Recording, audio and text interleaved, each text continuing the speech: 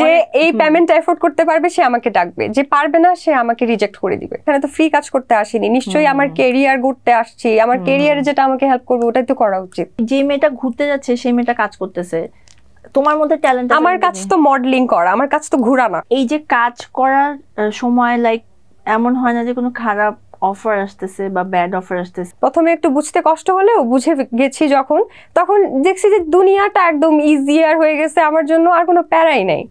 কেউ কিছু বলে আমার পছন্দ হয় নাই না, আমি কোনোদিন আমার কোনো সিনিয়রের সাথে আমি বেয়াদবি করিনি। সবাই বলে যে রুবাইয়া তো বেয়াদব, তাই সবাই বলে এটা। আমি কান্না করে দিব, কিন্তু আমি যেটা করি নাই সেটা আমি মেনে নিব না। আমি করি নাই মানে করি নাই। আমার নিজের যেটা আমার লাগবে, এটা যদি আমি মুখ ফুটে বলতে না পারি, এটা আমাকে কেউ এসে দিয়ে যাবে না। হ্যালো এভরিওয়ান, আসসালামু আলাইকুম। ফেস কার্ডের আরেকটি নতুন এপিসোড নিয়ে আমি চলে আসলাম আজকে আপনাদের সামনে, এবং আমাদের স্টুডিওতে আমার সাথে আড্ডা দিতে চলে এসেছে রুবাইয়া। এখন অনেক প্রমিনেন্ট একজন মডেল, যাকে আমি প্রথম দিন দেখে ভেবেছিলাম মেয়েটা এত সুন্দর কেন, এখন কিন্তু অনেক কাজ করছে। সো আমরা সরাসরি রুবাইয়ার সাথে এখন কথা বলবো। কেমন আছো তুমি? আলহামদুলিল্লাহ, খুব ভালো আছি। তুমি কেমন আছো? পুরো নাম আমি রুবাইয়া নামেই জানি, মানে রুবাইয়া চৌধুরী। রুবাইয়া চৌধুরী। কিভাবে স্টার্ট হলো ইন্ডাস্ট্রিতে? কিভাবে, মানে কারোর লিংক আপে আসছিলা? ইন্ডাস্ট্রিতে আমার কাজের শুরুটা হয়েছে মডেলিং দিয়ে। আমি বেসিক্যালি একজন র্যাম্প মডেল। আমি কাজ শুরু করেছি 18-তে। আমার তারপরে 2019-এ আমি টুম্পা আপু ওর সাথে আমার পরিচয় হয়। 18-তে কিভাবে আসছিল? মানে 18-তে আমি 18-তে আমি তখন আমি ফ্রিল্যান্স মডেল হিসেবে কাজ করতাম, টুকটাক ফটোশুট করতাম। তারপর এটা মানে লিংক আপটা কিভাবে হলো? মানে এটা কি মানে লাইক স্কুল বা কলেজে বা ইউনিভার্সিটিতে যেটা ওইভাবে একটা দুইটা কাজে, মানে কিভাবে? এটা কি ফেসবুক থেকে? ওইটা না, আমি কাজ শুরু করেছি সিলেট থেকে। আমি সিলেটের মেয়ে। সিলেটে? ওয়াও। হ্যাঁ, আমি সিলেটে কাজ করতাম। সিলেটের মডেলদের মানে সিলেটে যারা ওখানে কাজ করতাম। হ্যাঁ হ্যাঁ, তো সিলেট থেকে আমার কাজ শুরু হয়েছে। আমি সিলেটের প্রায় সবগুলা ব্র্যান্ডের সাথে কাজ করেছি। সিলেটে কি অনেক ব্র্যান্ড, মানে ওখানে অনেক ব্র্যান্ড আছে, শুধু সিলেটেই আছে। এগুলা অন্যান্য ডিস্ট্রিক্টে ওদের আউটলেট নেই। ওকে, মানে আবার ওইটা একটা জোন। হ্যাঁ, ওকে। তারপর আমি সিলেটে কাজ করা শুরু করি। তারপরে আমার পরিচয় হয় টুম্পা আপুর সাথে, বুলবুল টুম্পা। উনি অনেক ফেমাস একজন মানুষ। সো তারপরে আমি একটা কন্টেস্টে ছিলাম, ওইটা চিটাগং, সিলেট আর ঢাকা নিয়ে হয়েছিল। পারফেক্ট ম্যান ওম্যান 2019, ওখানে আমি উইনার হই।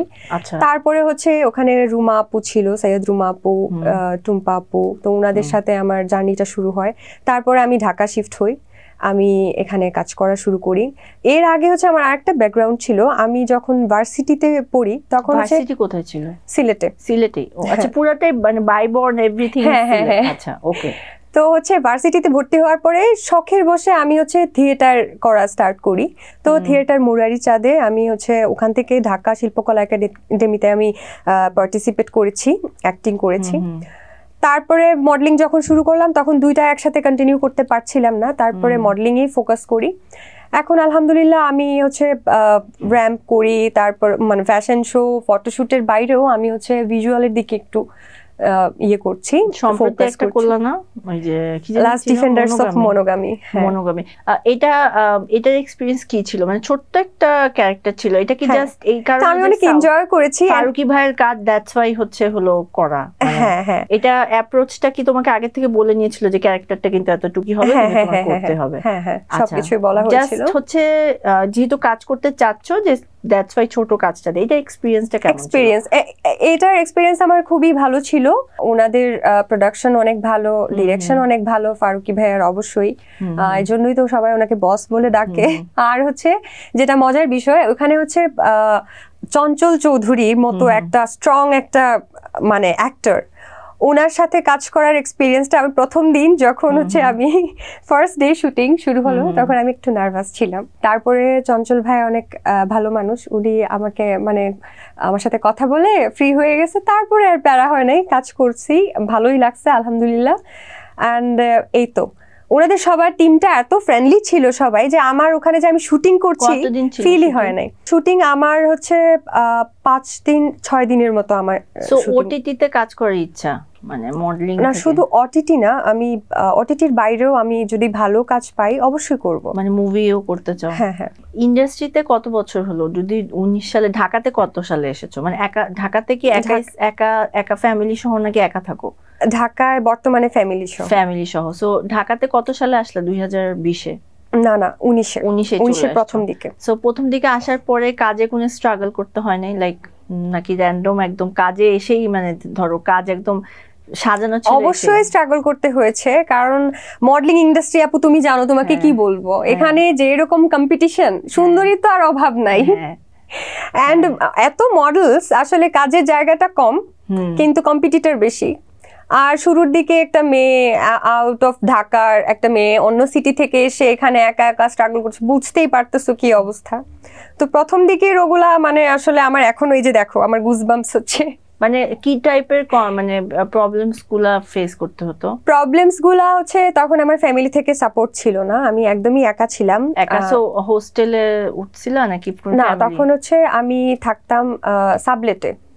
ওকে, আরেকটা আপু ছিল। আচ্ছা আচ্ছা, রুম শেয়ার করে, রুম শেয়ার করে থাকতাম।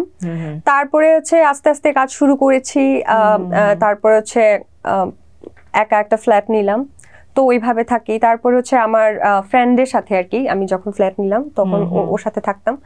তারপরে হচ্ছে আস্তে আস্তে ফ্যামিলিও এখন আসে যায়। আমার হচ্ছে বোন সিলেটে পড়ে, যার কারণে আমার আম্মু এখানে আসে আবার ওখানেও যায়। হ্যাঁ, দুই জায়গায় থাকতে হয়। ওই স্ট্রাগলটা কিরকম ছিল? মানে ঢাকা শহর একদম তোমার জন্য নতুন। প্রথম একটা কথা, আমি বাসায় একটা পানিও একটা গ্লাসে ঢেলে খেতে পারতাম না। আমি যখন একা থাকি তখন হচ্ছে আমার মানে পানি কেন, সবকিছু তো নিজেই করতে হচ্ছে, আমাকে তো কেউ এসে খাওয়াই দিবে না, আমার মা তো এখানে নাই। সো রান্না থেকে শুরু করে বাজার করা, খাওয়া দাওয়া সবকিছু মানে একা নিজেরই করতে হচ্ছিল। এইটা খুবই ফাইনান্সিয়াল কোনো হেল্প ছিল না? ফাইনান্সিয়াল হেল্প বলতে আমার আব্বু আমাকে সাপোর্ট করতো মাসে একটা, মানে কি করবে, সাপোর্ট করতো বলতে মডেলিং এ সাপোর্ট করতো না, কিন্তু মনে করো যে মেয়ে তো জন্ম দিচ্ছি, কিছু করার নাই, তখন আমাকে টাকা পয়সা দিত, তো ওভাবে চলতো। তাও আমি মুখ ফুটে চাইতাম না, কারণ আমি বড় হইছি, আমি কিছু একটা করব। কারণ এটা খুব প্রেস্টিজিয়াস লাগতেছিল যে আমি আসছি এখানে, আমার কিছু একটা। হ্যাঁ, আমি যেহেতু বড় মুখ করে আসছি যে না আমি কিছু একটা করব, আমি নিজের পরিচয় বানাবো, তো আব্বুর কাছে কিভাবে চাইবো। তারপর আব্বু দিত, আর হচ্ছে মডেলিং করে এই তো হতো। এটা দিয়ে তোমার মানে প্রথম অনেক কষ্ট হতো আপু, মাই গড, অনেস্টলি। আচ্ছা, এটা কিন্তু রুবাইয়ার, এটা আমি জানতাম না, মানে যে স্ট্রাগলটা করা লাগছে মানে এটা। তারপরে টুম্পা আপুর কাছে যখন গ্রুমিং স্টার্ট করলো, ওইটা একটা আলাদা স্ট্রাগল শুরু হলো। লাইক ওইখান থেকে কি কাজ, মানে গ্রুমিং করে কি কাজ পাইছো নাকি লাইক ওটার জন্য একটু?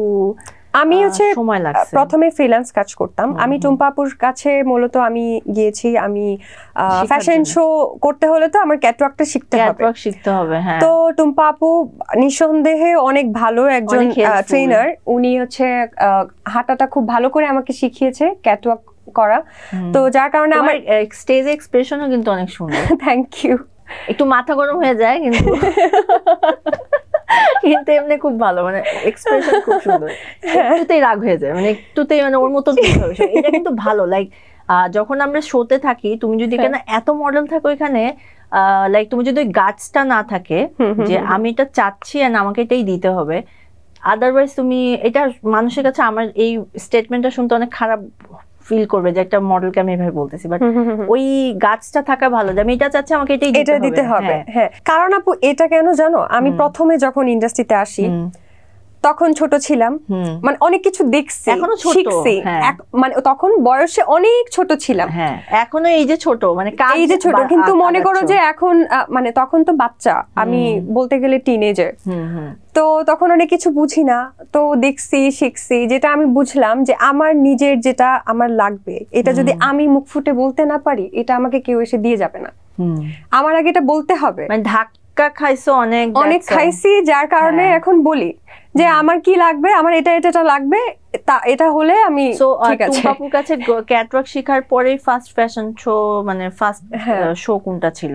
মানে টুম্পাপুর কাছে আমি গ্রুমিং করার আগে আমি লুনাপুর সাথে কাজ করেছি। আমি ওয়াসাবির একটা শো করেছিলাম ইয়েতে, রেডিসনে। কেমন ছিল? অনেক মডেল, সবাই অনেক সিনিয়র টপ মডেলস, বাংলাদেশে কেয়ার করে না। হ্যাঁ, তো আমি তো পিচ্ছি, আমি ওখানে গেছি। তারপর হচ্ছে সবার সাথে আমি একটু আর কি সরে সরে আছি, কারণ সিনিয়ররা বকা দিবে, কি না কি করবো উল্টা পাল্টা, একটু ভয় কাজ করতো।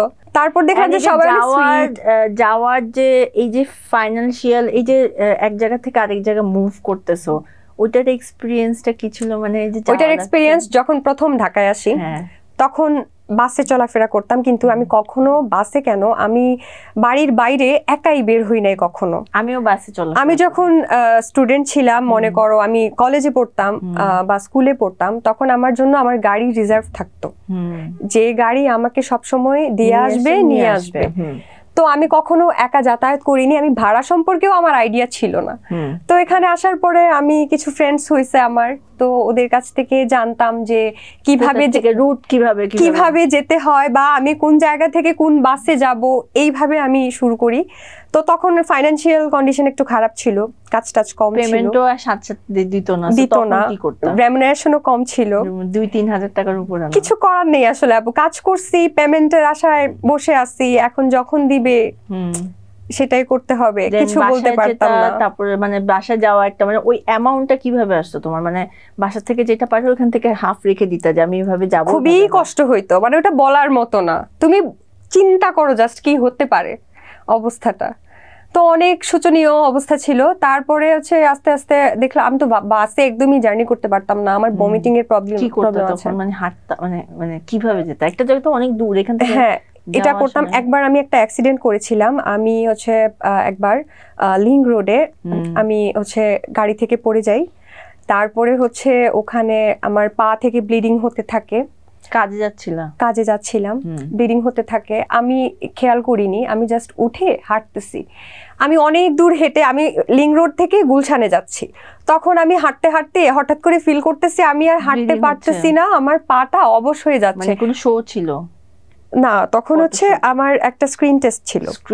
তো হচ্ছে আমি যাচ্ছি, আমি ফিল করতেছি আমি আর হাঁটতে পারতেছি না, আমার দিকে সব মানুষ তাকায় আছে। তখন আমি নিচের দিকে তাকায় দেখি আমার জিন্স পরা ছিল, প্যান্টটা ছেঁড়া, পা কেটে ব্লিডিং হয়ে আসতেছে। আমি হেঁটে হেঁটে আসতেছি, রক্ত পড়ে, মানে খুবই বাজে অবস্থা। এটা দেখার পরে আমি অনেক মানে ভয় পেয়ে গেছিলাম।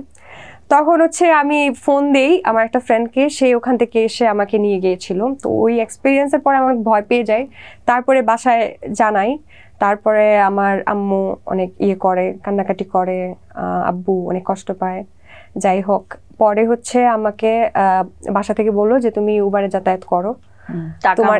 হ্যাঁ, তখন বুঝছে যে আমি আসলে কষ্ট করতেছি কিন্তু বলতেছি না। ওরা তো আমি না বললে কিভাবে বুঝবে? তোমার ওই এখনো তুমি মাশাআল্লাহ অনেক সুন্দর, এখন একটা মডেল লুক চলে আসছে, বাট তখন অনেক গুল্লু গাল্লু, মানে খুব, আমি তোমাকে এভাবে দেখছি, লম্বা চুল, একদম খুব সুন্দর একটা মেয়ে। মানে আমি মেয়েটা কাজ করতে পারবো অনেকদিন। তখন মানে অন্যরকম একটা ডিফারেন্ট টোন ছিল, এন্ড কেউ তোমাকে দেখে বুঝতেও পারবে না যে লাইক তুমি যে স্ট্রাগলটা মানে যাচ্ছ। মানে ইভেন এখনো লাইক সবাই বলে যে রুবাইয়া তো বেয়াদব, ও মুখের উপর কথা বলে, ও সবাই বলে এটা লাইক ও তো বেয়াদব, ও তো মুখের উপর কথা বলে, বা তোমাকে কারো কপি ক্যাট বলে যে লাইক ও ওকে ফলো করতেছে। বাট এই স্ট্রাগল গুলি কিন্তু কেউ জানে না, যে কত কিছু পার হয়ে হয়তোবা এখনো অনেক ক্যারিয়ারে অনেক দূর যাওয়া বাকি। বাট 2019 মাত্র এখন 2024, 3-4 বছর হয়েছে, সো এখনো অনেক দূর যাওয়া বাকি। বাট স্ট্রাগল গুলি কিন্তু কেউ আসলে জানতে চায় না।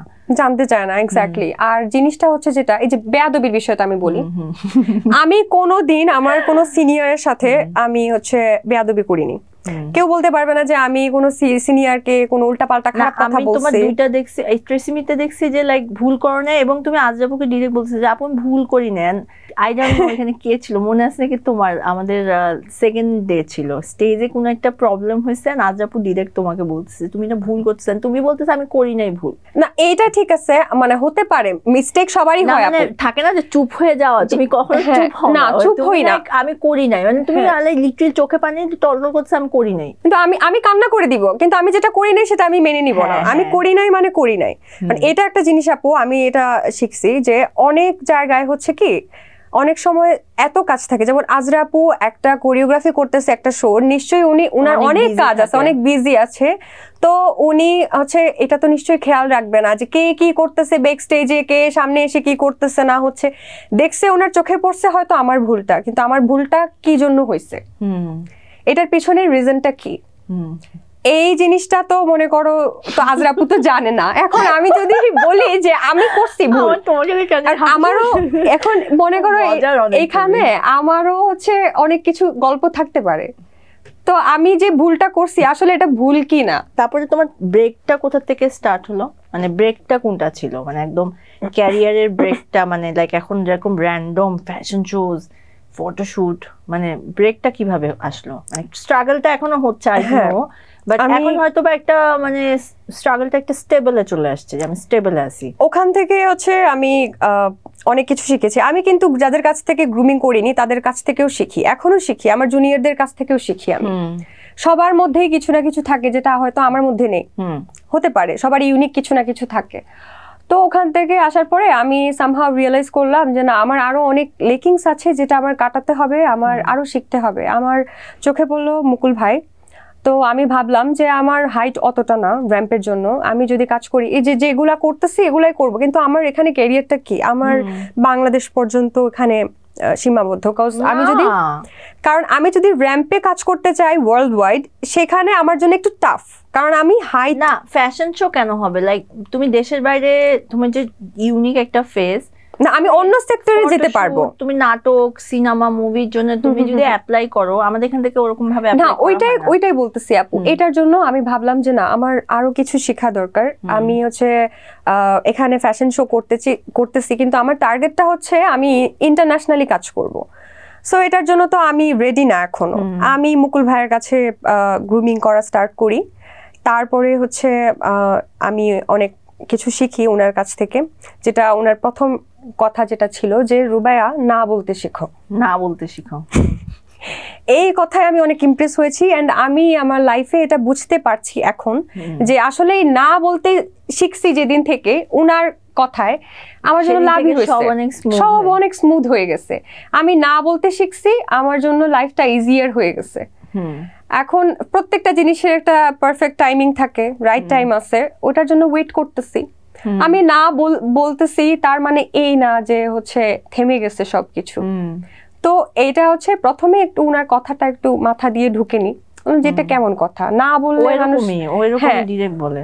তো মুকুল ভাইয়ের কথা বুঝতে হলে ব্রেন লাগবে প্লাস ওর কাছে তুমি যেইভাবে যাবা তার এক সপ্তাহ পরে দেখবা তুমি টোটালি ডিফারেন্ট হয়ে গেছো। উনি আমাকে অনেকটা চেঞ্জ করে দিছে, ওনার কাছ থেকে আমি অনেক কিছু শিখছি যেটা আমি কাজে লাগাচ্ছি বর্তমানে। দেখি কি হয়, ইনশাআল্লাহ দোয়া করবা। আচ্ছা, সিনেমার অফার আসে না? হ্যাঁ, কেন করো না? মানে এটা কি কোনো ব্যাড? করছি তো আমি হচ্ছে এই যে লাস্ট ডিফেন্ডার্স অফ মনোগামি দিয়ে শুরু করলাম, এটা আমার একটা পোর্টফোলিও হিসেবে কাজে লাগবে। তো এরপরে হচ্ছে আমি আরো অফার আসতেছে, আমি দেখছি যে যেটা আমি তো হচ্ছে যে অফারই আসুক আমার বুঝতে হবে যে আমি এই ক্যারেক্টারটা ক্যারি করতে পারবো কিনা, আমি এটার জন্য রেডি কিনা। আমি চাই না যে রেডি না হয়ে স্ক্রিনের সামনে এসে কিছু একটা উল্টাপাল্টা করে ফেলি। তো আমি আগে ভালো করে নিজেকে প্রিপেয়ার করছি, তারপরে অবশ্যই করব। তোমাকে কখন এরকম অফার দেয় না যে মানে যখন নতুন ছিল, এখনো মানে নতুন না, যখন পিচ্চি ছিলা, মানে 2-3 বছর তো হয়ে গেছে তোমার, 3 বছরের কাছাকাছি, সো 3 বছরে কখনো তোমাকে এরকম কেউ অফার দেয় না যে লাইক কম্প্রোমাইজ করতে হবে তাহলে কাজ পাবা? এগুলাকে কিভাবে ওভারকাম করছো? কারণ এখনো নিশ্চয়ই, কেন মডেল মানে সবার কাছে আউটসাইডার বা যারা আছে তাদের কাছে মনে হয় যে ফটোগ্রাফারদের সাথে একটা রিলেশন বিল্ড আপ করতে হবে। আমার ক্যারিয়ারের শুরু থেকে যদি আমি ধরি 18 থেকে এখন পর্যন্ত 5 বছরে আমি যেগুলা শিখছি, সেখানে আমার কাছে মনে হয় না যে এই মানে কেউ আসলে কাউকে জোর করে কিছু করে, এটা নিজের ইচ্ছার উপরে ডিপেন্ড করে। এখন আমাকে একটা মানুষ এসে একটা কিছু বললেই যে আমি হ্যাঁ বলে দিব তা তো না, আমার বলার একটা কিছু থাকে ওখানে, তো ওইভাবেই আর কি জিনিসটা হয়। তো আমাকে একটা কেউ এসে কিছু বলবে যে ওই চান্সটাই আমি দেই না। মানে আমি আসলে এমন ভাবে চলি বা এমন ভাবে আমার অ্যাটিটিউডটা এমন ভাবেই থাকে যে দেখছো তুমি শোতে আমি কেন এরকম, আমি এরকম এই কারণেই যে আমি ফেস করে আসছি যে আমি সবার সাথে সুইট, তাই বলে যে এসে যে কিছু বলে ফেলবে। তুমি অনেক ফান, একটু আগে হাসলাম কারণ তোমার কাছে আমার মুখগুলো মনে পড়ে আমি হাসি। তোমরা আমাকে দেখো ব্যাক স্টেজে আমি বসে যখন কথা বলি গল্প করি তখন আমি অন্য মানুষ। হঠাৎ নাই রুবাইয়া নাই, কোথাও নাই, মাইকে ডাকতেছি রুবাইয়া কোথাও নাই নাই নাই, হঠাৎ রুবাইয়া আসছে। Most of the time Rubaiya থাকে না, রুবাইয়া নাই, বাট রুবাইয়ার সাথে কাজ করতে মানে তোমার সাথে কাজ করে অনেক ফান, মানে অন্য মডেলের সাথেও কাজ করে ফান, বাট ওরা লাইক থাকে লাইক কিন্তু তুমি হচ্ছে লাইক কারো কথার মধ্যে নাই, তোমার যেটা করতে ইচ্ছা করে সেটা করে বসে না। আমি একটু চুপচাপ থাকি, আর আরেকটা জিনিস কি আমি শুনি বেশি বলি কম, তো অনেকে অনেক কথা বলে আমি দেখা যায় শুধু শুনি। এখন মনে করো তোমরা কথা বলতেছো সবাই মিলে, আমি ওখানে বসে শুনতেছি, তোমাদের কথার কোনো রিপ্লাই দিতেছি না, তখন অনেকেই মনে করে যে ও হয়তো অ্যারোগেন্ট, নইলে সে হয়তো কুটনা, সে ভেতরে ভেতরে কোনো একটা কিছু শয়তানি পাকতেছে, মুখে বলতেছে না, আমার কথা শুনতেছে, আবার গিয়ে হয়তো কাউকে গিয়ে কিছু বলে দিবে। বাট এগুলা স্বভাব আমার নাই, আমি সবার কথাই শুনি কিন্তু কিছু বলি না, বলার তো দরকার নাই, যার যেটা ইচ্ছা করুক না ভাই, আমার কি। মাঝখানে একটা স্ট্যাটাস দিছিল, খুব মন খারাপ, মানে খুব মানুষের প্রেসারে পড়ে একটা পলিটিক্সের মধ্যে কিন্তু পড়ে গেছিল, একটা শোতে গেছিলা কক্সবাজার, আমি স্টোরিটা জানি, ঢাকাতে একটা শো করতে পারো নাই, এর পরের থেকে তোমার উপরে একটা প্রেসার কিন্তু আসতেছিল, যে প্রেসারটা নিয়ে তুমি না পারতে একটা স্ট্যাটাস দিছিল, এবং তুমি খুব মানে আউটস্পোকেন যে আমার সাথে এরকম হচ্ছে এন্ড আমাকে নিয়ে কেউ এরকম কথা বলবেন না। এরপরে কিন্তু লাইক সবাই অফ হয়ে গেছে, তো ওইটা মানে লাইক যদি নাও বলতে চাই চোখে, but exactly what's going on, মানে মানুষ তোমার পিছনে কথা পেছনে অনেকে অনেক কথা বলে, আমি সবকিছু কানেও নিই না, আমার সামনে এসে যে কথাগুলো হয় সেইগুলা আমি হচ্ছে বলি, কারণ সেগুলো আমার সরাসরি যখন আমার কানে আসতেছে তখন আমার এখানে বলা উচিত, না হলে মানুষ আমাকে মিসজাজ করবে হয়তো, তো যার কারণে বলা। আমি ওখানে পুরাটা একটা মিস আন্ডারস্ট্যান্ডিং ছিল, যাদের সাথে মিস আন্ডারস্ট্যান্ডিং ছিল তাদের সাথে ওইটা পরে ঠিক হয়ে গেছে।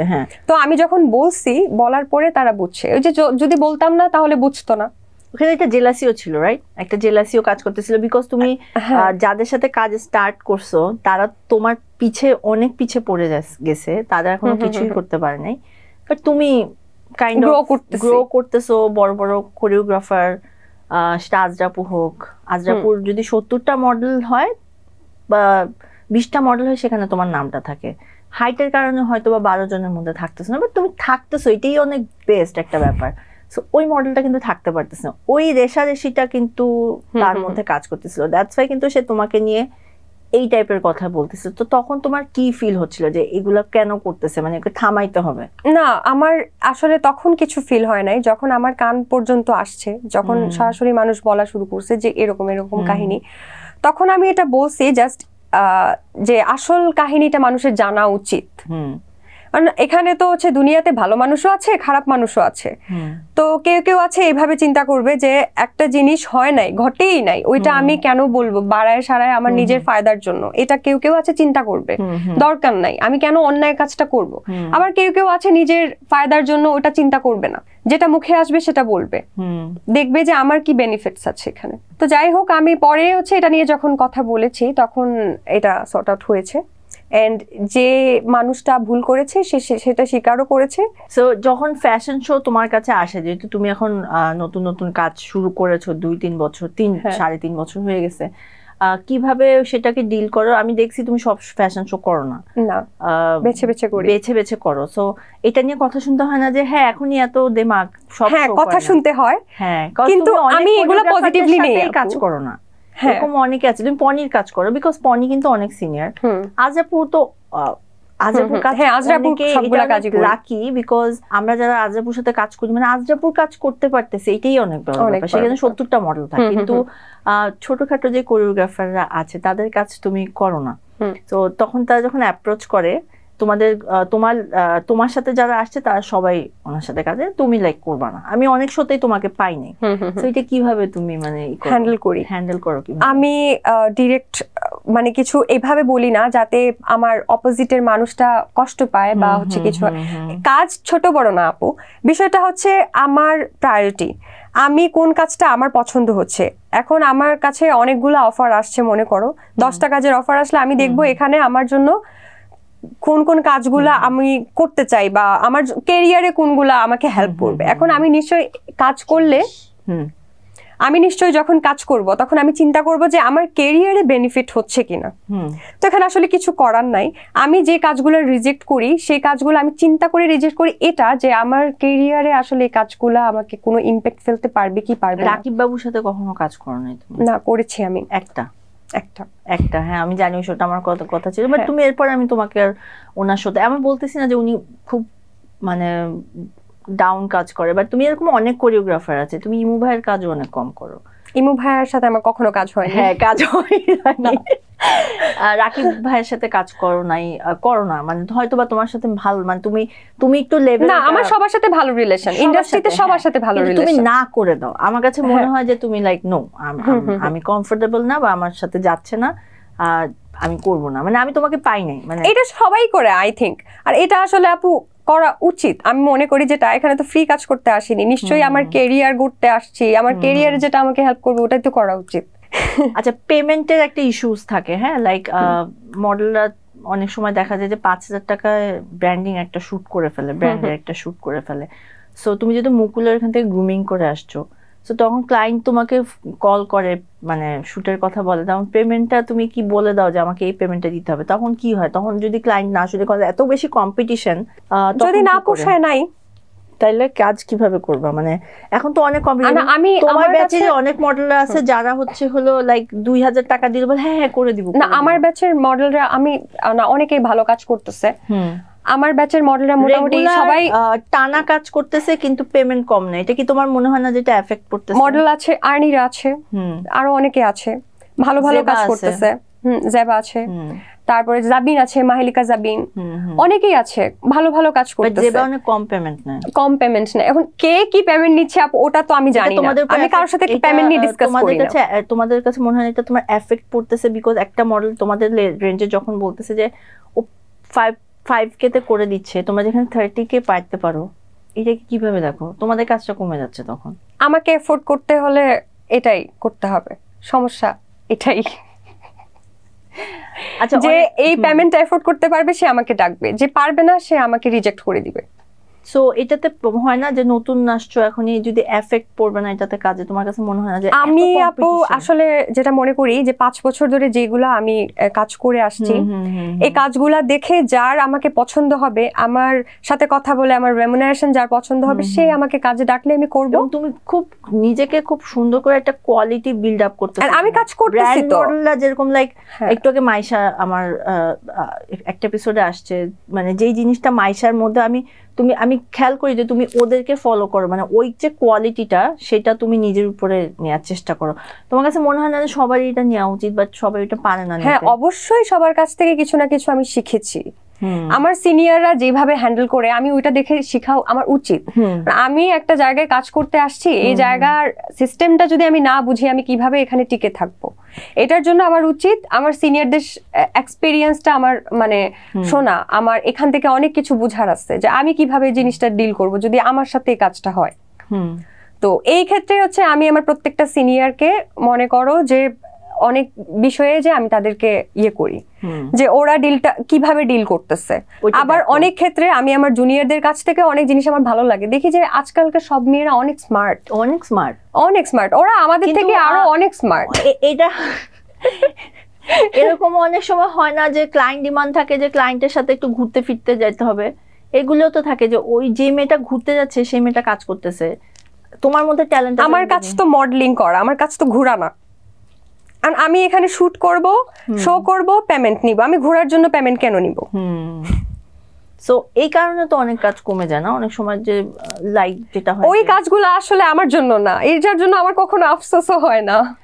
থিয়েটার করার ইচ্ছা আছে, মানে যেহেতু তুমি থিয়েটার আমি করেছি, আমি এখন হচ্ছে অ্যাক্টিং শুরু করেছি, আর এটার জন্য আমি আরো নিজেকে ট্রেন আপ করছি, দেখি কি হয়। ফ্যাশন যখন মানে শুট গুলা যে করছো, তোমাকে একটা মডেলের সাথে সবাই বলে যে তোমার আইব্রো থেকে শুরু করে এভরিথিং তুমি মডেলকে ফলো করো, তো নিশ্চয়ই তুমিও এটা শুনছো। হ্যাঁ, তো এটা কিভাবে দেখো, নিজের আইডেন্টিটি আছে নাকি আসলে তুমি মডেলকে ফলো করো? আমি নামটা মেনশন নাই, নাম মেনশন না করলেও সমস্যা নাই, না করলেও সমস্যা নাই। আখি আফরোজ অনেকেই বলে আমাকে, আমার একটা প্রোফাইল দেখতে আখি আফরোজের মতো। I don't think so, এই প্রোফাইলে আমি অনেক সময় ছবিতে ক্যামেরায় অনেক ফটোগ্রাফার বলে তোমাকে আখি আফরোজের মতো লাগতেছে। তো জিনিসটা হচ্ছে কি, মানে আইব্রোজ বলো বা যাই বলো, আমি আয়নার সামনে দাঁড়িয়ে আমি নিজেকে নিয়ে প্রত্যেকদিন স্টাডি করি। আমার কাছে মনে হয়েছে আমাকে এই লুকে আমাকে ভাল লাগবে, যার কারণে আমি এটা করেছি। শুধু যে আইব্রোজটা ফলো করেছি দেখে একজনকে আমি ফলো করছি, আসলে বিষয়টা তা না। এরকম অনেক মডেলস আছে, আমি ফলো করি হচ্ছে ইন্টারন্যাশনাল অনেক মডেলকে। ম্যাগাজিন অনেক ঘাটাঘাটি করো, মানে লাইক কিভাবে এক্সপ্রেশন গুলা কিভাবেই করো? যেমন মনে করো আমার টার্নিং, আমি ফলো করি নাওমি ক্যাম্বেলকে। তো নাওমি ক্যাম্বেল কি এসে আমাকে বলবে যে আমাকে কেন ফলো করছো? তাই না বিষয়টা? এটা কি কোনো ভাবে তোমাকে মনে হয় যে প্রেসারাইজ বা লাইক আমাকে ফলো, এইগুলো আমি কানে নেই না আসলে, বাট অনেক আসে এরকম, অনেক কথা শোনা যায় তোমাকে নিয়ে। মানে আমি শুনছি যে লাইক তুমি পুরো ফেসের টোটাল ফিলার করান, বডি সবকিছু চেঞ্জ করতে। তাই আমাকে দেখে তোমার এটা মনে হয়? মানে লাইক মানে সবাই বলে যে অনেক প্লাস্টিক সার্জনদের সাথে তোমাকে উঠা বসা করতে দেখা যায়, আসলে ইট ইজ ট্রু না? দুই একটা নাম বলো না। নাম আমি জানি না, বাট এরকম বলা হয়। বাট আমি কিন্তু তোমাকে যখন আমাকে তুমি যে দেখছো, আমি তোমার পাশে বসে আছি, একটু মানে লিন হইছো, দ্যাটস ইট।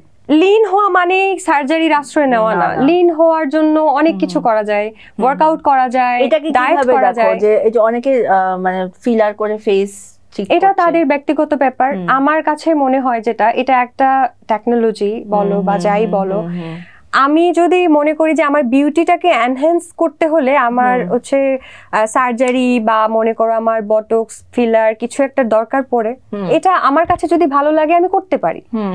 তোমার কাছে ভালো লাগছে না, তুমি করো না। কিন্তু আমি এটা করিনি, আমাকে দেখে অনেকে মনে করে যে আমি এটা করছি। আমার ঠোঁটগুলা শুরুতে যেরকম ছিল এখনই যখন আমি শুনছি বাই বর্ন আমার লিপস এরকম। চেষ্টা করছি বুঝার, টেকনোতে যাওয়ার পর আমি কাছে কোথায় কোথায় কি সমস্যা, আমি তো কোনো সমস্যা দেখতেছি না, মানে লাইক শুধু একটু শুকনা।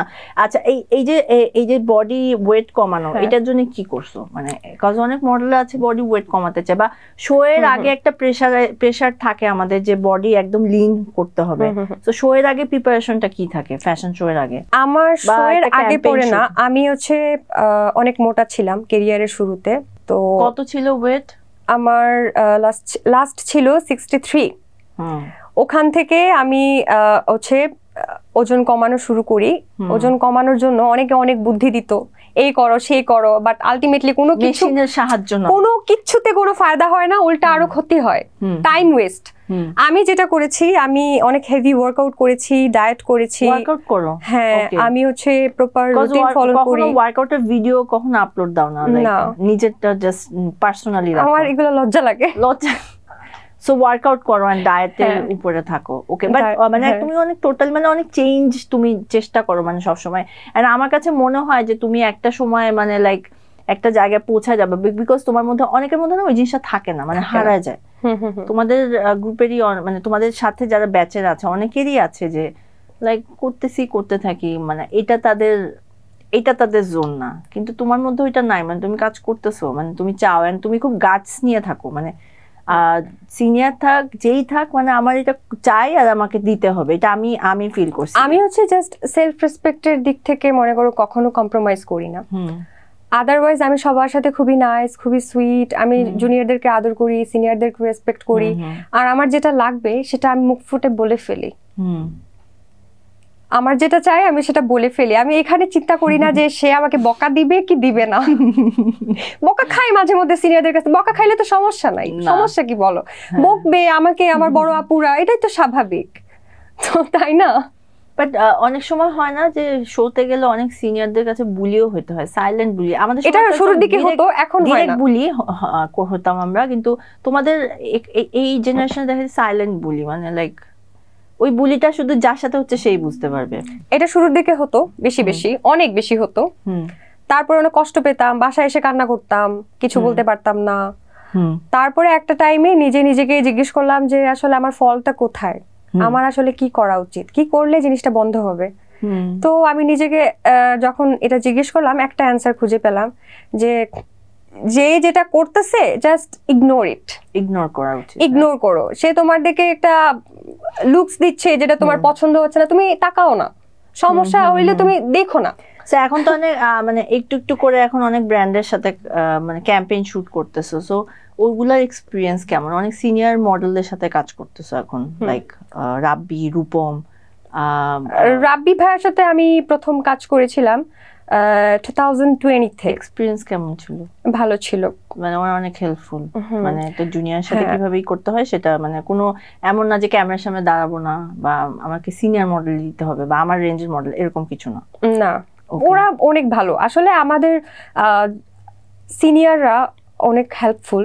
দুই একজন আছে যারা হচ্ছে একটু কড়া, হ্যাঁ, যারা হচ্ছে মনে করো যাদের পাশ দিয়ে যাইতে গাটা একটু ইয়ে করে, ভয় লাগে কি করব, নার্ভাস হয়ে অনেক সময় উল্টাপাল্টা করে ফেলি, তারপরে ঝাড়িও খাই, এরকম অনেক সিচুয়েশন হয়। সিনিয়র মডেল ওরকম খুব যে একটা আছে তাও না, লাইক আমার কাছে সিনিয়রটা, আমার কাছে মনে হয় যে লাইক আমরা একসাথে কাজ করতেছি, এখানে কোনো সিনিয়র জুনিয়র নেই। আমার কাছে এরকম মনে হয় লাইক সালাম আমি তোমাকে দিতে পারি, তুমি আমাকে দিতে পারো। সালামটা আমাদের ইসলামিক একটা হাই হ্যালো করতেছি, বাট ওই যে সালাম দিতে হবে আপু, মানে এটা আমার দিক থেকে মানে আপু বলেই ডাকতে হবে, বিকজ দেশের বাইরে কিন্তু আমাদের এই জিনিসগুলো কিন্তু কাজ করে না। এক্স্যাক্টলি, এই যে তুমি এই জিনিসটা বলছো ভালো লাগছে শুনা। না সিরিয়াসলি, লাইক এটা হয় না।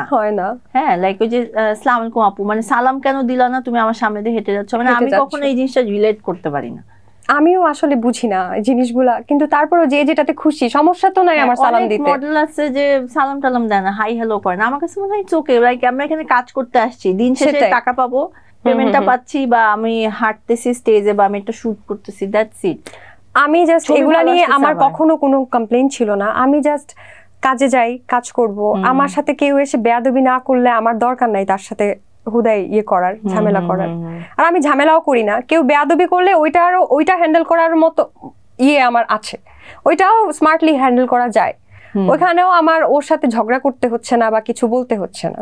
আচ্ছা, মিস ওয়ার্ল্ড ছিল না, মিস ওয়ার্ল্ডের আমি তোমাকে নিয়ে অনেক বেশি মানে হোপ ছিল যে লাইক কিছু একটা হবে, বিকজ তোমরা কাজ করেই গেছো, মানে এক্সপিরিয়েন্স আছে তোমার।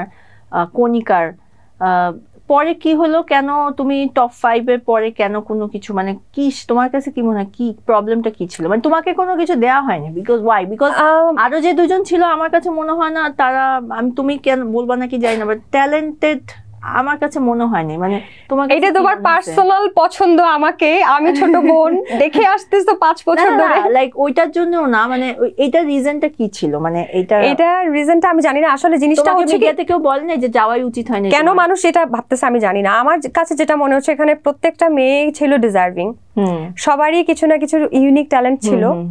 আর আসলে এটা শুধুমাত্র একটা বিউটি প্যাজেন্ট না, এখানে আরো অনেক মনে করো ইয়ে থাকে। তো হচ্ছে সবকিছু মিলায় যে ডিসিশনটা জাজেসরা নিয়েছে, আই থিংক ওইটা ঠিকই ছিল। কেমন লাগতেছিল যে তুমি কোনো মানে কোনো টাইটেল বা এনিথিং কিছুতেই তুমি না, আমি ওখানে তো হচ্ছে গিয়েছি আমার একটা এক্সপেরিয়েন্স নিয়ে এসেছি, এক্সপেরিয়েন্স। বাট অন্য কেউ হলে কিন্তু রুবাইয়া এটা বলতো যে আমার সাথে ভালো হয়নি, আমি হইতে পারতাম বা আমি ডিজার্ভ করি, বাট তোমার একদম মানে তুমি শিখতে গেছো। আমি ওখানে শিখছি অনেক কিছু, সেটাকে আমি কাজে লাগাবো। আর আসলে জিনিসটা কি, আমি যেটা পাইনি সেটা হয়তো আমার রিজিকে ছিল না, আমি যেটা পাবো সেটা আমার রিজিকে। নীলা হইছে রাইট তোমাদের সময়, বাট মানে she is not deserving, মানে you better than her, I think, I don't know, এটা সবার পার্সোনাল চয়েস থাকে, বাট আমার কাছে যেটা মনে হয়েছে, হাইটের ইস্যুস ছিল তোমার, ওর হাইট অনেক কম তোমার থেকে, সো আমার থেকে হাইট বেশিও ছিল অনেকের ওখানে।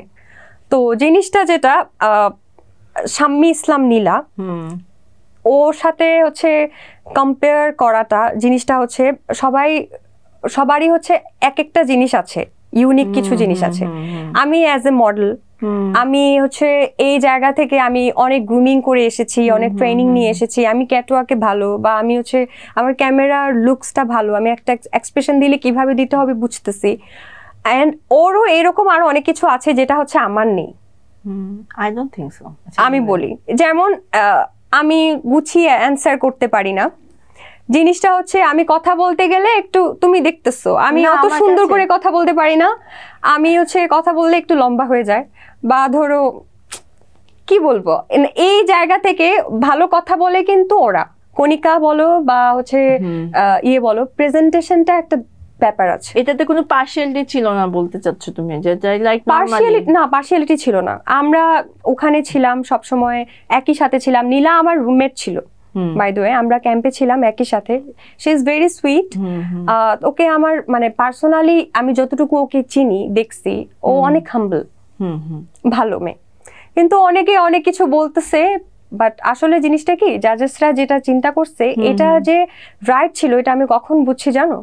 ও যে যেভাবে হচ্ছে এত কম সময়ের মধ্যে যেভাবে গিয়ে বাংলাদেশকে রিপ্রেজেন্ট করছে, এটা হয়তো এত কম সময়ের মধ্যে আমি পারতাম না। অ্যাটলিস্ট এটা আর কি পারবে পারবে না সেটা আমি নিজেকে তো চিনি, আমি অনেক কিছু হয়তো এই টাইমের মধ্যে করতে পারতাম না, এত রাশ ছিল।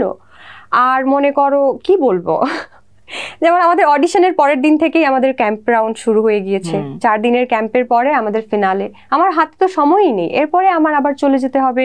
আমি যদি উইনার হতাম, আমার ওখানে যাওয়ার জন্য বিভিন্ন প্রিপারেশন আছে। ওইটা আমার থেকে ভালো ও করেছে, আমি যতটুকু করতে পারতাম তার থেকে বেটার সে করেছে, এটার জন্য আমার কোনো রিগ্রেট নেই। আর তোমার কাছে কি মনে হয় যে ফলোয়ার্স বেশি ইম্পর্টেন্ট তোমার জন্য, নাকি তোমার কাজ দিয়ে আগানোটা ইম্পর্টেন্ট? কজ এখন আসলে ফলোয়ার্সের যুগ, যার বেশি ফলোয়ার তার বেশি ডিমান্ড।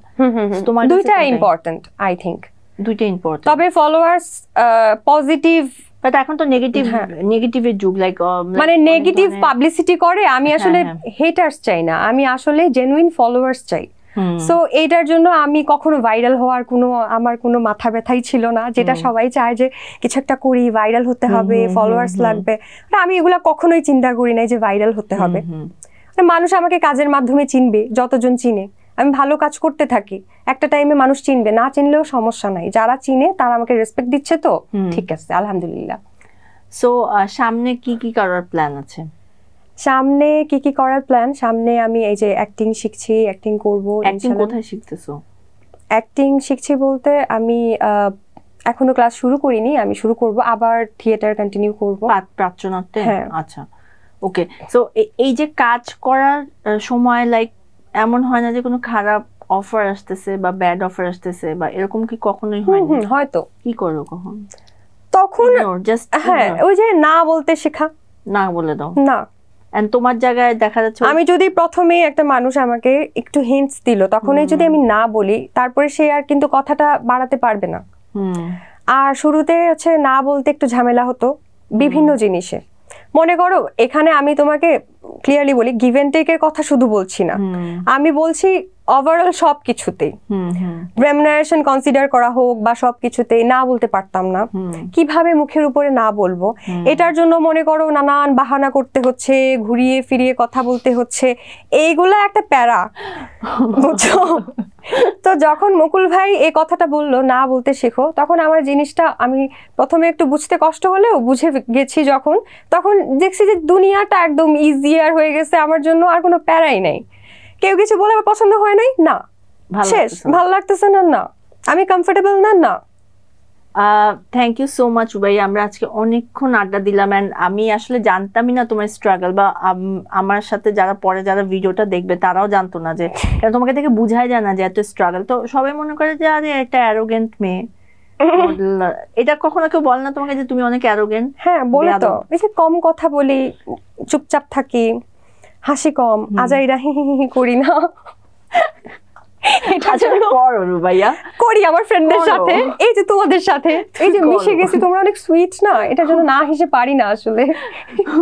বাট না, তুমি অনেক সুইট, বাট মানে আমাদের আর্গুমেন্ট তো হয় কাজ করতে গেলে, কিন্তু ওইটা ওইখানেই মানে অনেক জ্বালাই তোমাকে, এটা আমি চাই, তুমি বলতে পারছো না ক্যামেরার সামনে। না, জ্বালানো না, ওইটা জ্বালানো না, ওইটা অ্যাকচুয়ালি হয় কি, কাজ করতে গেলে রিফ্রেশমেন্টের তো দরকার হয়। একই জিনিস বারবার হচ্ছে, এখন এদিক ওইদিক যাবা, ওইখান থেকে আমারই দায়িত্ব ধরে নিয়ে আসা, ওইটা কোনো সমস্যা না। But thank you so much ভাইয়া, আজকে অনেকক্ষণ আমরা আড্ডা দিলাম। সো ইনশাল্লাহ কাজে আবার আমাদের দেখা হয়ে যাবে, আবার আমরা এরকম ফান করবো ইনশাল্লাহ। সো আজকে রুবাইয়ার সাথে আমরা অনেকক্ষণ আড্ডা দিলাম, অনেক মানে যেগুলো জানতাম না সেই জিনিসগুলো জানলাম। সো নেক্সট এপিসোডে আমরা আরো ইন্টারেস্টিং ইন্ডাস্ট্রির মানুষদেরকে নিয়ে চলে আসবো। ততদিন ভালো থাকুন, সেফ থাকুন এবং ফেস কার্ডের সাথেই থাকুন। Thank you so much. Allah হাফেজ।